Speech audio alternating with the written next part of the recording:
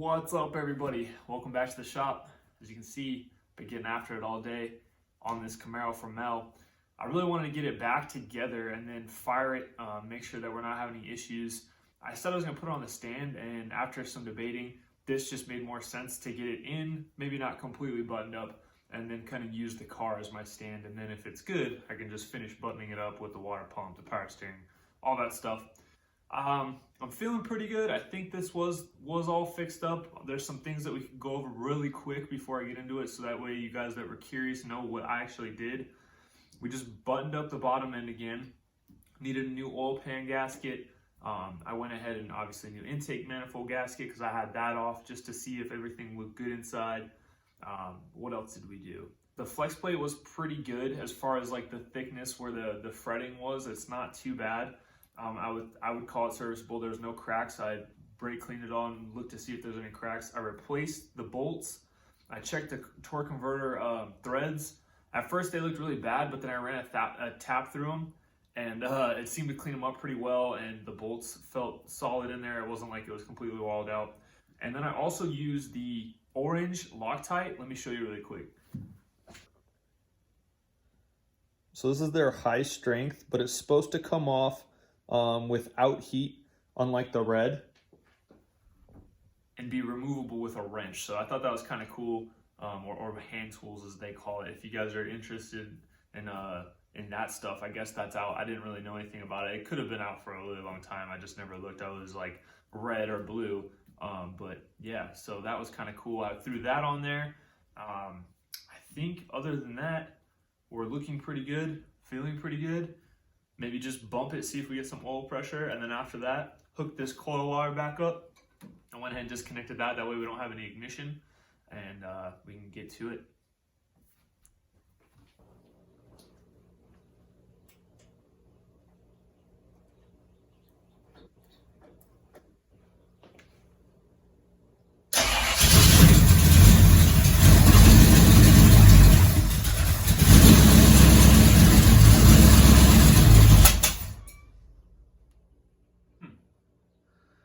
Interesting. So I ended up going back to the actual Holley that was on the car, and I just threw some fuel into the primary bowls. I kind of got all the old fuel out of it. I didn't open it up or clean it up. I just did it quick because my trusty 850 and I weren't set up real nice, and I wasn't getting this thing to fire right off. I'd like to keep it running a little bit longer, so I'm gonna have to probably look into the fuel situation a little bit more, see if I can put some fuel in the tank, or maybe even just run a hose off of the fuel pump to just a fuel jug or something. That way I can get it running a little bit longer. It's hard to see or hear anything when it's running for 5 seconds, right? And I did have the motor apart, so I didn't see anything that's bad, so it must be something simple. I'm kind of curious what it could be. I don't know, but onwards, I guess. That's all we can do. So this thing has a really nice set of autometer electric gauges, and it is showing E on the tank, so that might be the case. We might not have anything in the tank. I might be able to just throw some fuel in there, and then hopefully it's not too super gummed up or anything. There's 2 filters on this car, so hopefully I'll maybe like filter that out. I don't know. That's pretty much where I'm at right now. Let's see what happens.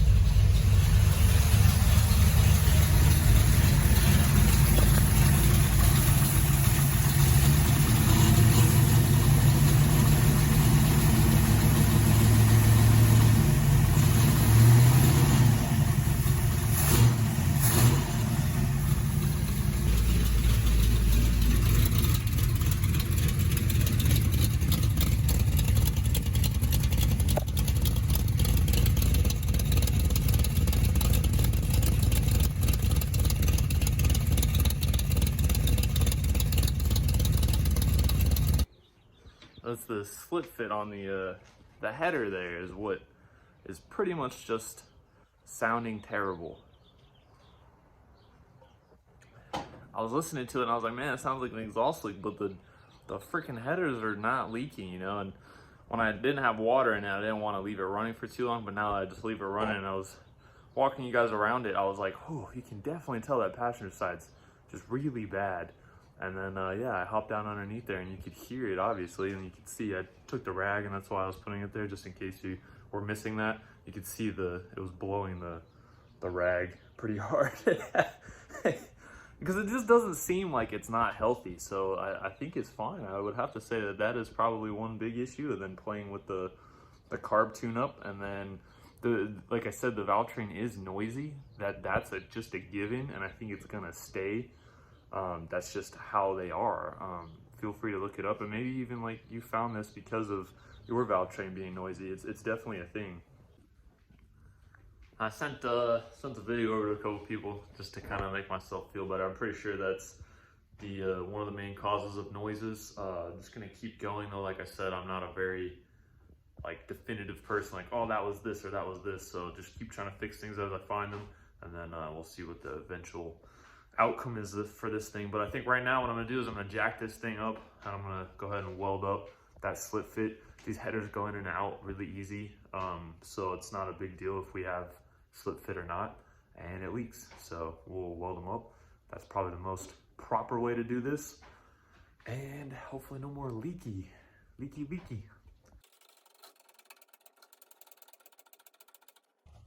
Alrighty, so here's the immediate culprit that I saw. You can see where it's been, hit something, and it obviously squished it, which is a technical term for squishing, and it opened it up a bit. I think, don't get me wrong, but I think slip fit headers, like the connection point is going to be like somewhere back in here where it's sealing. So I don't know if this getting pinched just oblonged it and made it leak. You can tell here that this has all definitely been leaking for a while. It makes me wonder if, this one's leaking, and then I got to look over the other side. The driver's side might have some issues too. So first and foremost, I'm going to come in here, clean this up, and then weld up this one for sure. And then we can start to assess with the car back on the ground, run it again, and see if it just needs to be completely welded on both sides.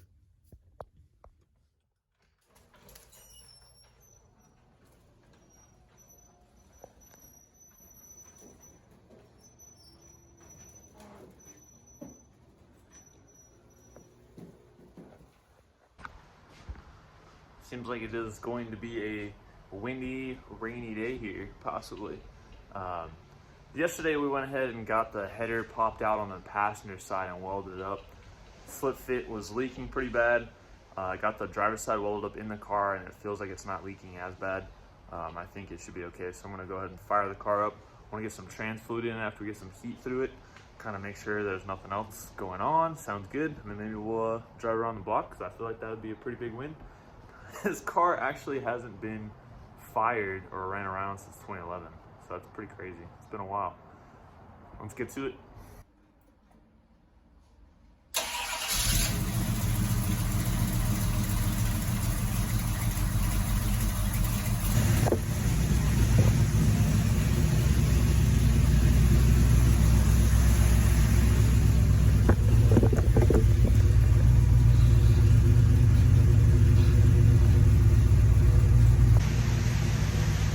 No brakes. I was gonna cycle the trans through the gears to get the fluid running through the valve body and the trans. No brakes.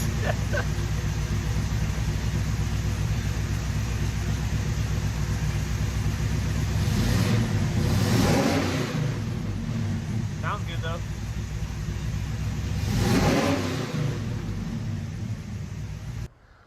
I can honestly say I wasn't expecting that one. Interesting. So I popped the cover off the master cylinder here. You can see, as I'm about to show you, there is zero fluid in the rear of the reservoir, and there's some fluid in the front. Should be okay. I'm really curious where'd you go, bud? Where's the fluid? Sorry, you probably just threw up. Sorry about that. Sorry, not sorry. My first instinct would be that this master cylinder is bad. And that could still be the issue. This, again, been sitting for a long time, so you never know what happens to shit. Sometimes weird shit happens. With the pedal being the way it is and everything, and there not looking to be any like insane blockages or anything, like just having a free floating pedal like that with fluid in it, it's gotta be this master cylinder, in my opinion. So I'm gonna pop this thing off, get a new one, get some more brake fluid, then we can bleed these things. Holy crap, maybe we can drive this car.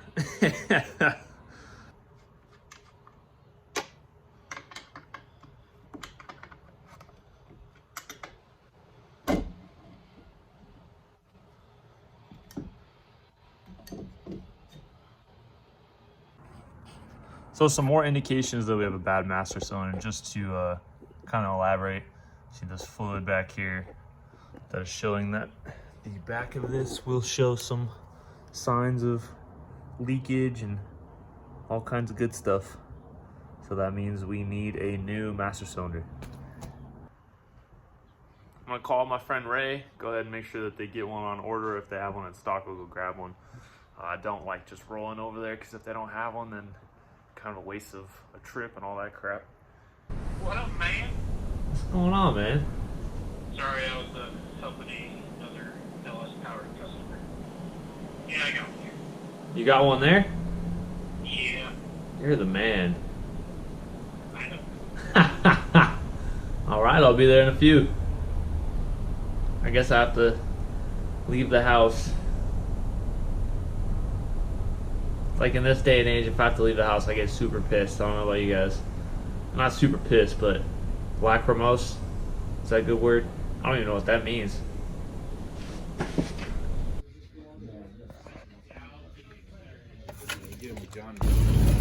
Thanks for choosing AGs. How are you today? Good, how about you?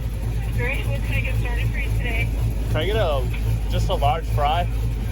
Large fry. Do you need some ranch or ketchup on the side? No thank you. Anything to drink? That'll do it. Awesome. I'll have that for you. Thank you. Thank you.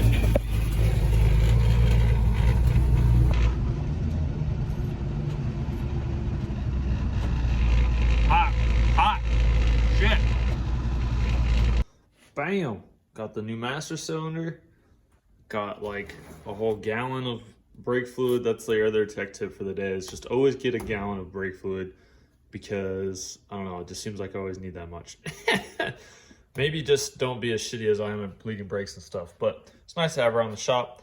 What else is nice to have around is some pre-bent master cylinder bleeding fittings, and just so happens these are the same size that I needed. Basically what we're going to try to do is get all the air out of the piston in the master cylinder before we put it in the car. They call this bench bleeding, probably because you put it on a bench. You want it to be as level as possible. It's not specifically level right now, so I should probably address that. If you wonder why I'm doing it here all weird like this and not like in a vise like a normal person, it is probably because I broke my vise, not being smart. So now I don't have a vise. I usually just grab some like this screwdriver, that way you can go ahead and throw it in the back here. Try to keep going until we get some nice clean pumps with no bubbles.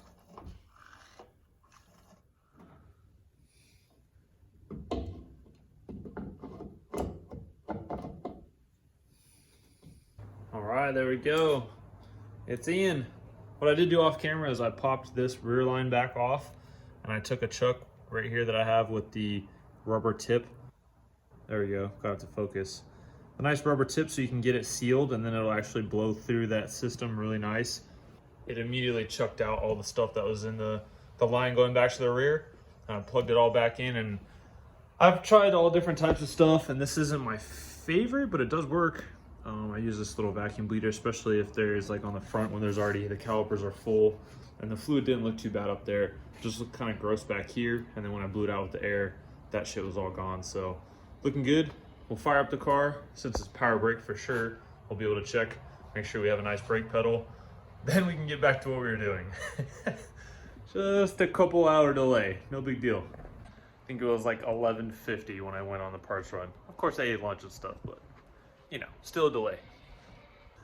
I went ahead and changed clothes too. Of course I threw on Nathan Shaw, one guy's garage drag weekend shirt. I can't say it right, but you know what I'm talking about. Because I'm dirty, or I got dirty in those other clothes getting up under there, and I just don't like getting in my friend's nice car with shitty clothes. So just to let you know, I didn't want you guys to be like, what a dick. No pun intended.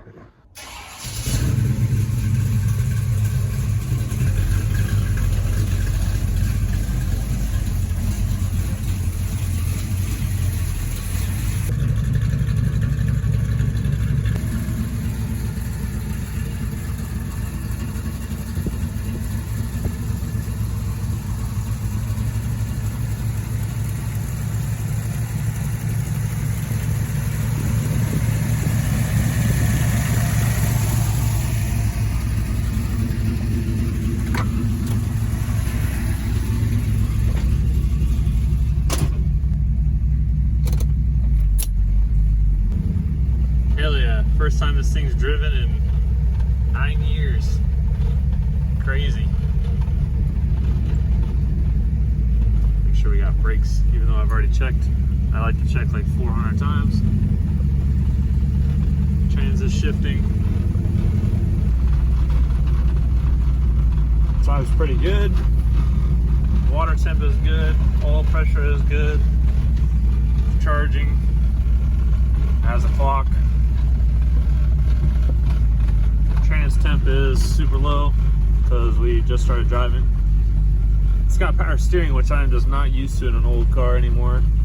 GTO had power steering, but I just feel spoiled right now.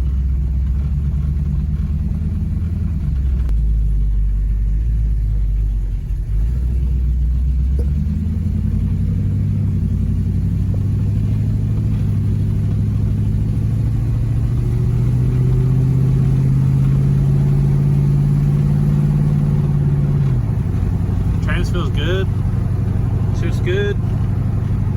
Oh yeah. Some hella bumps right here, so we'll hit the brakes. Every time. This thing is sweet, man. This thing drives great. Power steering, sounds good. Has a nice stereo too, but we don't want to use that because I need to hear stuff that I messed up or I missed.